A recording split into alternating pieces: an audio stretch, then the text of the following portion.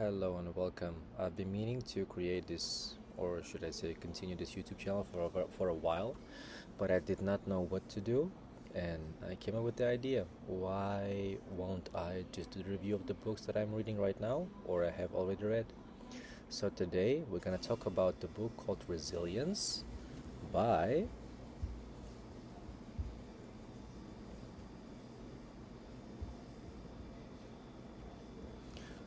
Today we're gonna be talking about the book Resilience by Eric Greitens. Greitens? I believe that's how you pronounce his name. But anyway, as you can hear from the title, it's about resilience. But what exactly is resilience, though? What makes it so crucial in our life? Why do we need that resilience? And I cannot answer that question right now to you, but I can give you some snippets and some findings that I have found out from that book. So, the book is constructed in a way that an author writes an essay to his friend, which is Zach Walker. He is an ex-veteran, and Zach, during their time while they were in military, he was like an amazingly incredible person. But there were some stuff happened in his life which put him at the total bottom of where he has been after the military. I think his wife left, he became a heavy drinker, and then he stopped exercising and all of those kind of things. Basically, he was not in his prime, let's put it that way. So, our author, Eric, he is writing those letters to him to be able to cheer him up or to kind of show him that there is something that is missing in his life that he has, but he forgot to implement. And that thing is resilience. In his letter, he says that the world needs what you have to offer. He basically refers to his best version of self, best version of Walker that he used to know during the military, which was unafraid, unashamed. He had a really high sense of morality, which means if he saw that the weak is getting bullied, he was the first one to come and help that weak person. And to basically be a man of his word, man of action, those things. And then he basically offers him an advice to turn pain into strength, wisdom, and joy that you deserve. He makes a really good point that incredible people, we all have bad days, as Walker has, bad even years too. We have days, weeks, months, years of bad stuff, but that should not be an excuse for you to be able to neglect yourself, your own self, your best version of the self, because of that pain. You have to find a way to turn that pain, that misery, that suffering into something good, something that you actually deserve, which is joy, strength, wisdom. And then he makes a premise that no one escapes pain, fear, and suffering, which basically means that Walker is not the only one who is experiencing all of those things. Yes, I know that some people have much more suffering in their life, but that's not the point. It doesn't mean that you are the only one who is a victim, you know? You have to keep that in mind. All of us, we all have our own battles, and the author lets Zach know that he's not the only one. There has been people around you, around him, and all over the world that are battling their struggles really, really hard. Some of them successfully, some of them are not. And in our case, with Zach, unsuccessfully. So then he offers one thing that is called resilience, which can turn pain into wisdom, fear into courage, and suffering into strength.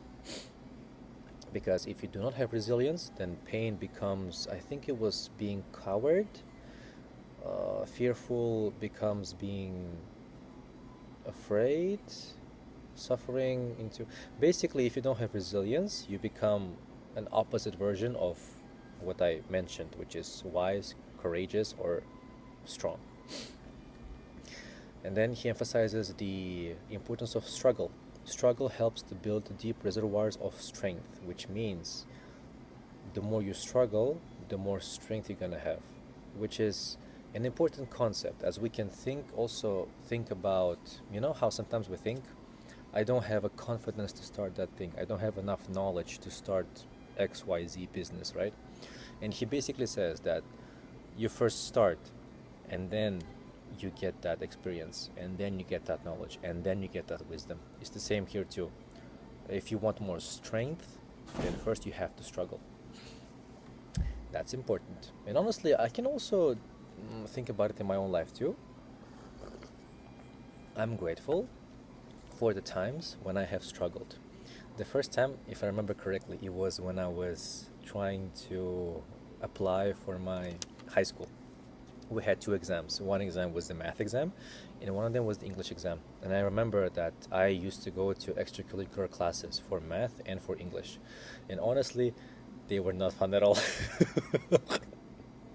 I was struggling really, really hard. But those struggles, they actually, in part, made me who I am and got me where I am right now, which I'm grateful for. I can talk more about it a little bit later, but right now we're focusing on the book. Then, the author is saying, resilience is essential to human flourishing. So he makes a distinction between the existence, normal existence of human beings, and the flourishing. Without resilience, he states that without resilience, there is no way that the human being can flourish, which means become the best version of himself, or like to fulfill their potential. You can name it anyway. And then he says, human beings can turn hardship into wisdom because we are born with the capacity for resilience, and we can make ourselves more resilient through practice. What that means is you are not born resilient, but you can develop that resilience. I want you to emphasize this point one more time. You're not born resilient, but you can become resilient through practice. That is a really interesting and crucial information for all of us, which basically means that if you feel like a failure, if you feel like you don't have enough resilience, then not all hope is lost, because you can develop all of those things. How? We're going to talk about it a little bit later. I didn't get to that point yet. Author is I'm still on chapter 3, so anyway. A lot of our most important battles are the ones we fight for self-mastery, which means that it's not the outer world that is our enemy, but it's ourselves, which means we gotta fight for your best version of the self. And then I wanna finish up with a quote by Mihaly Csikszentmihalyi. I believe that's his name. I guess he's Polish. Of all virtues we can learn, no trait is more useful, more essential for survival, and more likely to improve the quality of life than the ability to transform adversity into an enjoyable challenge. Ability to transform adversity into enjoyable challenge, which means you transform your suffering, your pain, your fear into something better, which will become a wisdom, a courage, or strength. So endure the struggle. And that's about it for now. I'm gonna make more series about that book as I'm gonna be reading more, and then I'm gonna be able to give you more examples of my own life or the examples that the author provides to you. But anyway, let me know if you have any questions, any comments, any suggestions. I would love to hear from you, and I hope you have a really, really good day. I believe in you. I love you. Take care. I know we can do it. Take care.